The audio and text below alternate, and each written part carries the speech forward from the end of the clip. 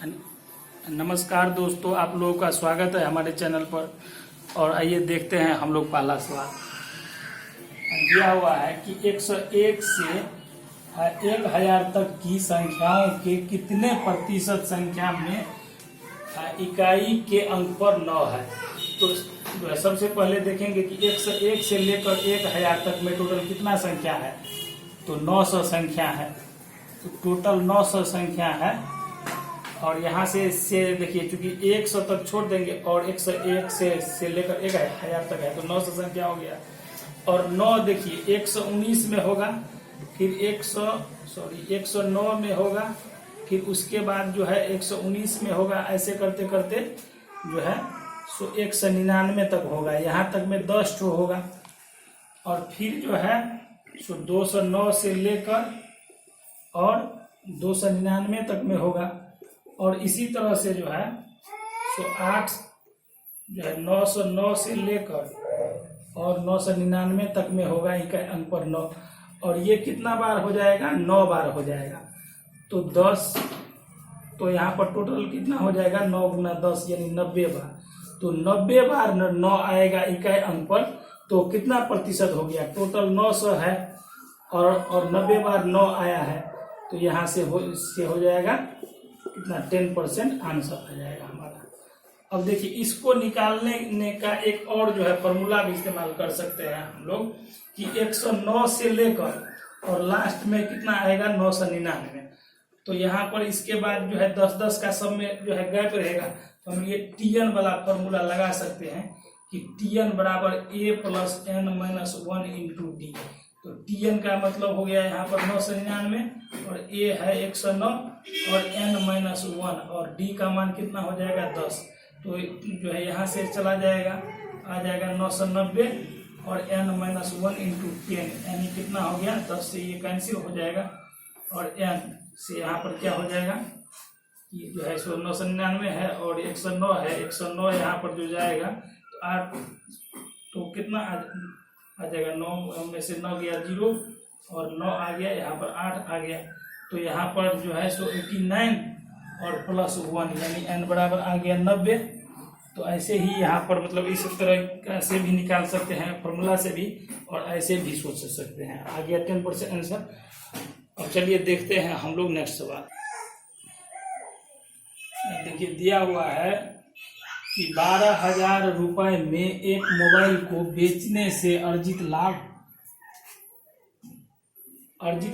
प्रतिशत 9,000 रुपए में उसी मोबाइल को बेचने से हुई हानि प्रतिशत के बराबर है।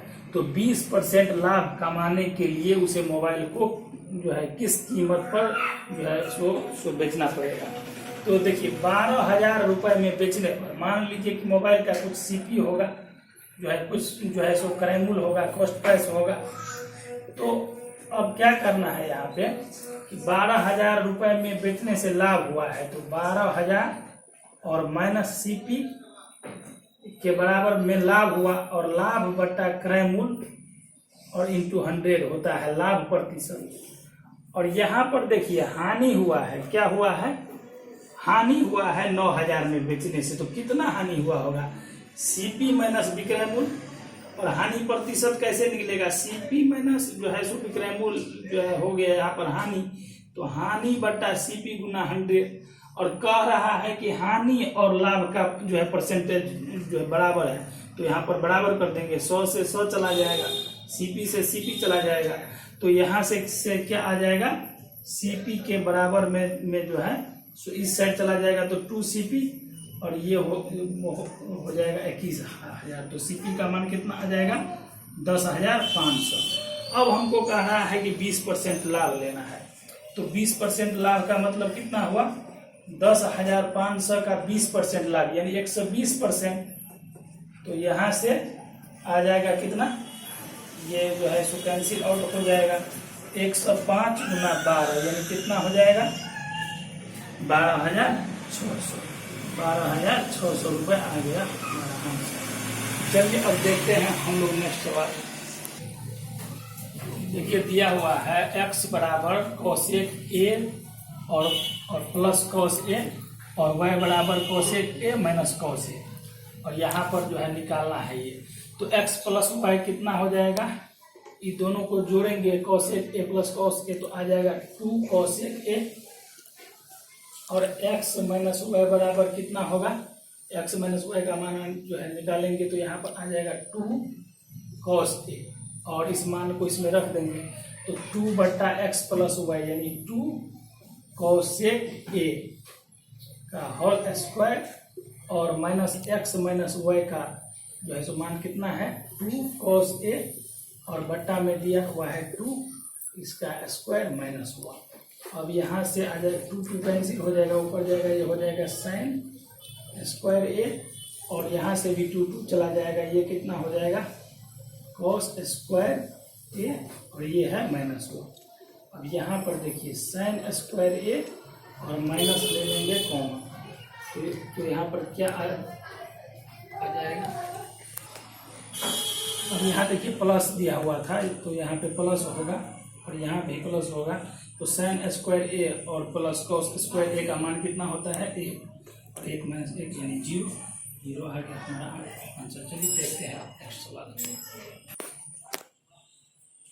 दिया हुआ है एक भिन्न के अंश और हर में क्रमशः 3 और 5 जोड़ने पर 2/3 बन जाता है, और यदि 1 और 3 को क्रमशः अंश से घटाया और हर में जोड़ा जाता है तो वह 2/5 बन जाता है, तो भिन्न ज्ञात कीजिए।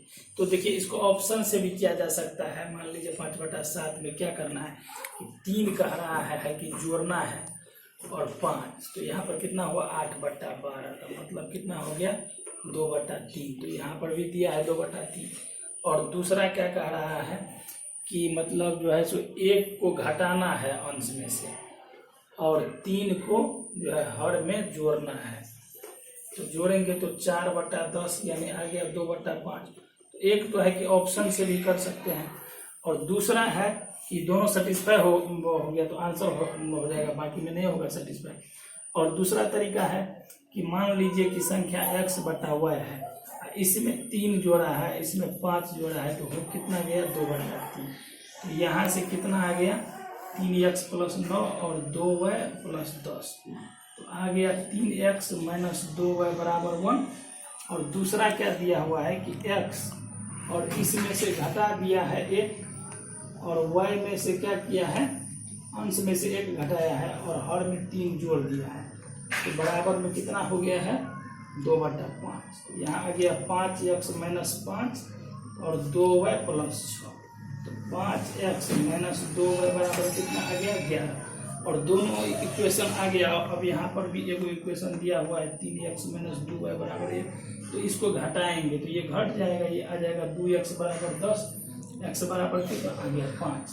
अब x का मान आ गया 5, तो अब देखिए दोनों में से किसी में रख देंगे, तो मान लीजिए इसी में रखते हैं तो आ जाएगा 15 - 2y = 1, ये आ गया 14 बराबर 2y, तो y का मान कितना आ गया 7, तो ये आ गया 5 और ये आ गया 7, तो हो गया 5/7 भिन्न का मान, आंसर हो गया ये। अब चलिए देखते हैं हम लोग जो है नेक्स्ट दिया हुआ है एक त्रिभुज PQR में Q पर समकोण है और E और F क्रमशः QR और PR के मध्यबिंदु हैं। चतुर्भुज PQEF का क्षेत्रफल और त्रिभुज PQR का क्षेत्रफल का अनुपात क्या हो।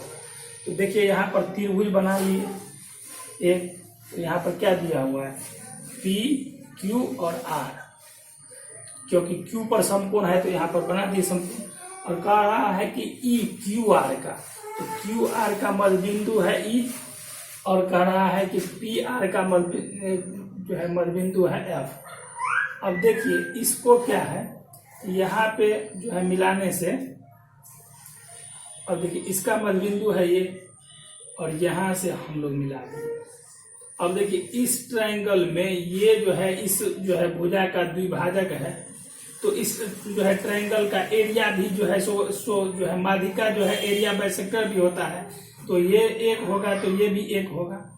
अब देखिए इसमें पूरा ट्रायंगल में कि इसका जो है सो इस पॉइंट पर क्या है, जो है मध्यबिंदु है, और ये पूरा एरिया जो है यहाँ तक, और ये पूरा एरिया यहाँ तक, तो जो है सो इसका जो है बाइसेक्टर होगा, तो ये 2 है, तो ये भी 2 होगा। अब कह रहा है कि त्रिभुज पी जो है चतुर्भुज PQEF का एरिया कितना हो गया 3, और PQR का कितना हो गया 4। तो यही पूछ रहा था रेशियो, तो ये हो जाएगा एरिया ऑफ PQEF और बटा एरिया ऑफ PQR, ये हो जाएगा 3, ये हो जाएगा 4, ये हो जाएगा आंसर। अब देखिए इसमें मेन बात क्या है कि माध्यिका जो है सो एरिया बाइसेक्टर होता है, और ये माध्यिका है, और इस ट्रायंगल का जो है माध्यिका है ये, क्योंकि यहाँ पर जो है सो मिड पॉइंट पर मिलता है। तो अब यहाँ से जो है एरिया बाइसेक्टर होगा, ये जो है सो ट्रायंगल का क्षेत्रफल 1 होगा, तो इसका भी 1 होगा, और इसमें पूरा का ये भी है जो है सो मिड पॉइंट, तो जो है यहाँ से लेकर यहाँ तक जो है जितना होगा इतना ही ये भी होगा, 2 2 4। तो चलिए रखते हैं आज के लिए इतना ही, और मिलेंगे हम लोग अब जो है नेक्स्ट क्लास में। और आप लोगों को यहाँ से कुछ भी हेल्प मिलता है तो हमारे चैनल को सब्सक्राइब कीजिए, लाइक कीजिए और शेयर भी कीजिए। Okay bye.